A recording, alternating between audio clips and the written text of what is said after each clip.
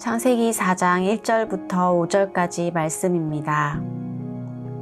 아담이 그의 아내 하와와 동침하매 하와가 임신하여 가인을 낳고 이르되 내가 여호와로 말미암아 득남하였다 하니라. 그가 또 가인의 아우 아벨을 낳았는데 아벨은 양치는 자였고 가인은 농사하는 자였더라. 세월이 지난 후에 가인은 땅의 소산으로 제물을 삼아 여호와께 드렸고 아벨은 자기도 양의 첫 새끼와 그 기름으로 드렸더니 여호와께서 아벨과 그의 제물은 받으셨으나 가인과 그의 제물은 받지 아니하신지라. 가인이 몹시 분하여 안색이 변하니. 아멘. 구약 성경 전체를 시대로 구분해 본다면 모두 10개의 시대로 구분할 수 있다는 말씀을 드렸습니다. 그 중에서 창세기 1장부터 3장까지에 이르는 창조 시대가 막을 내리고 이제는 아담, 노아, 아브라함, 이삭, 야곱과 같은 족장을 중심으로 한 족장 시대가 본격적으로 시작이 되었습니다. 오늘 본문 1절, 2절 말씀입니다. 아담이 그의 아내 하와와 동침하매 하와가 임신하여 가인을 낳고 이르되 내가 여호와로 말미암아 득남하였다 하니라. 그가 또 가인의 아우 아벨을 낳았는데 아벨은 양치는 자였고 가인은 농사하는 자였더라. 아멘. 인류의 시작이자 첫 번째 족장이었던 아담은 그의 아내 하와와 동침하여 아들을 낳았는데요. 첫째 아들의 이름이 가인이었고 둘째 아들의 이름은 아벨이었습니다. 형 가인은 밭을 일구어 농사를 짓는 농부였고요. 동생 아벨은 들판에서 양을 치는 목동이었습니다. 본문 3절 4절입니다. 세월이 지난 후에 가인은 땅의 소산으로 제물을 삼아 여호와께 드렸고 아벨은 자기도 양의 첫 새끼와 그 기름으로 드렸더니 여호와께서 아벨과 그의 제물은 받으셨으나. 세월이 어느 정도 지났습니다. 가인은 농부였으니 땅의 소산으로 제물을 삼아 하나님께 드렸고요. 아벨도 가인과 마찬가지로 자기가 정성껏 기르던 양의 첫 새끼와 그 기름으로 하나님께 드렸습니다. 그런데 하나님은 가인과 아벨의 제물 중에서 이 목동이었던 동생 아벨의 제물은 받으셨는데 형이었던 가인의 제물은 받지 않으셨습니다. 그리고 성경은 오늘 본문 5절에 이렇게 기록하고 있어요. 가인과 그의 제물은 받지 아니하신지라 가인이 몹시 분하여 안색이 변하니. 가인은 하나님께서 자기의 제물을 받지 않으신 것 때문에 몹시 화가 나기 시작했습니다. 그 후 가인은 자기의 화를 참지 못하고 결국 동생 아벨을 죽이게 됩니다. 그럼 왜 하나님은 이 가인과 아벨의 제사 중에서 가인의 제물은 받지 않으시고 아벨의 제물만 받으셨을까요? 신약성경 히브리서에서 그 이유를 말씀하고 있습니다. 히브리서 11장 4절 말씀입니다. 믿음으로 아벨은 가인보다 더 나은 제사를 하나님께 드림으로 의로운 자라 하시는 증거를 얻었으니 하나님이 그 예물에 대하여 증언하심이라.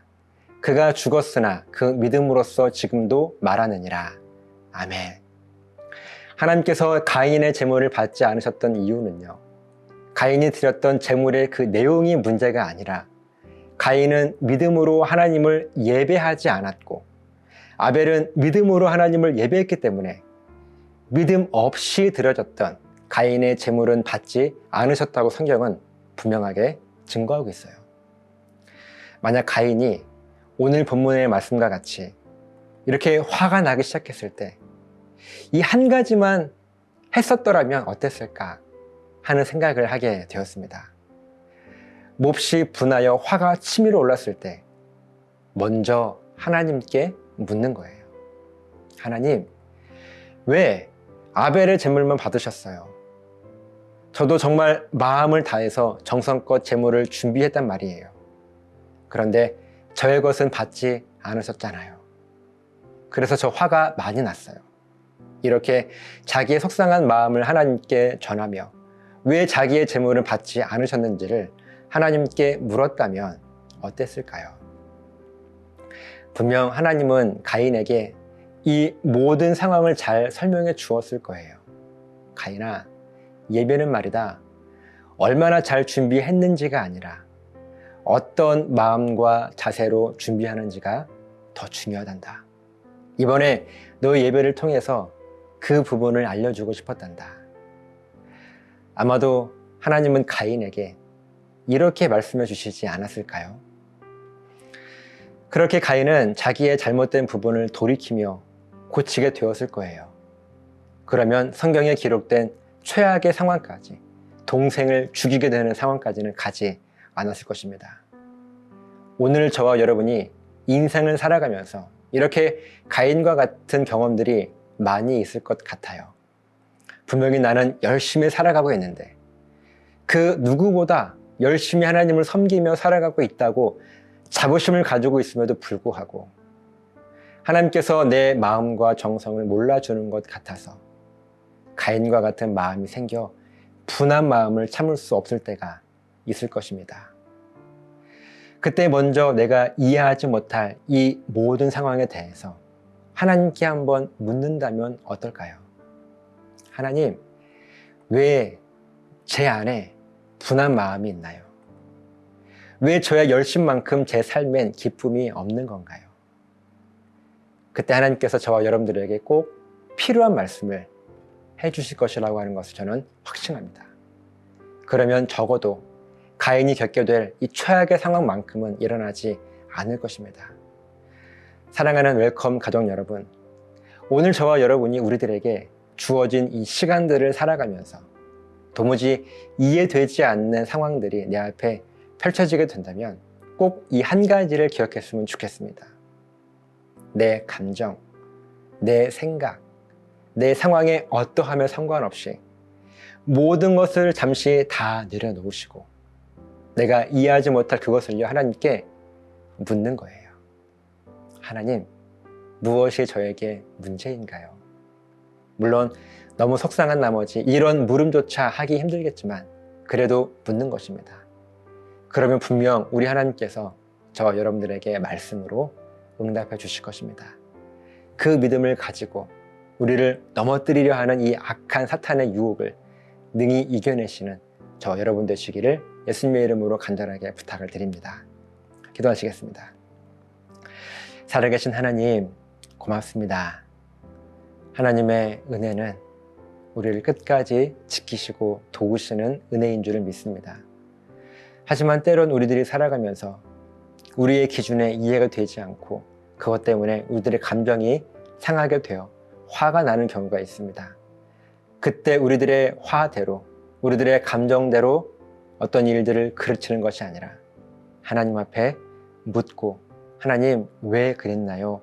정확하게 그 답을 구하며 우리가 고칠 것은 고치고 또 나아가야 할 방향을 분명하게 정해서 흔들림 없이 이 길을 걸어갈 수 있도록 도와주시옵소서. 감사드리며 축복하며 예수님 이름으로 기도드리옵나이다. 아멘.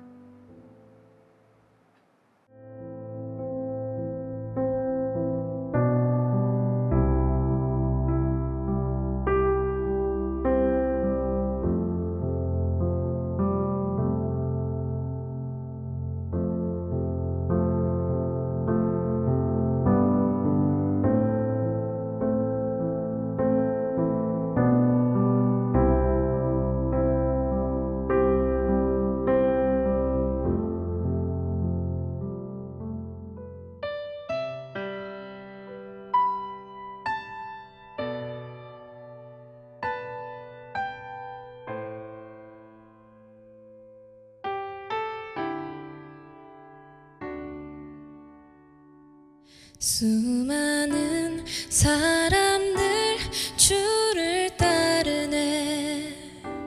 자신의 연약함 가지고 수많은 눈물의 시간 속에서 믿음으로 주를 보내. 수많은 사람들 주를 따르네. 자신의 연약함 수많은 눈물의 시간 속에서 믿음으로 주를 보내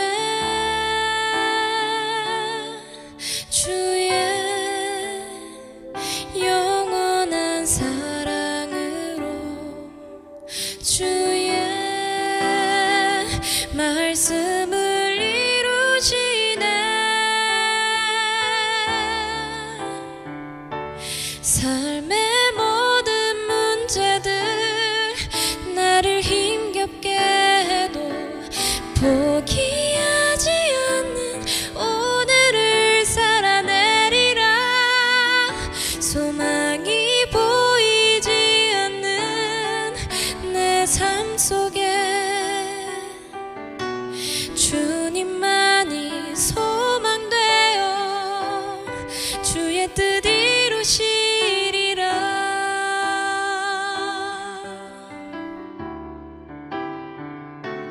내 앞에 놓여진 상황 속에서 이겨낼 힘조차 없을 때 연약한 나에겐 힘겨운 이 길 믿음으로 나아가네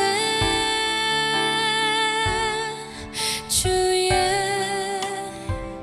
영원한 사랑으로 주의 말씀을 이루시네 삶의 모든 문제들 나를 힘겹게 해도 포기하지 않는 오늘을 살아내리라 소망이 보이지 않는 내 삶 속에 주님만이 소망되어 주의 뜻 이루시리라 삶의 모든 문제들 나를 힘겹게 해도 포기하지 않는 오늘을 살아내리라 소망이 보이지 않는 내 삶 속에 주님만이 소망되어 주의 뜻 이루시리라 주님만이 소망되어 주의 뜻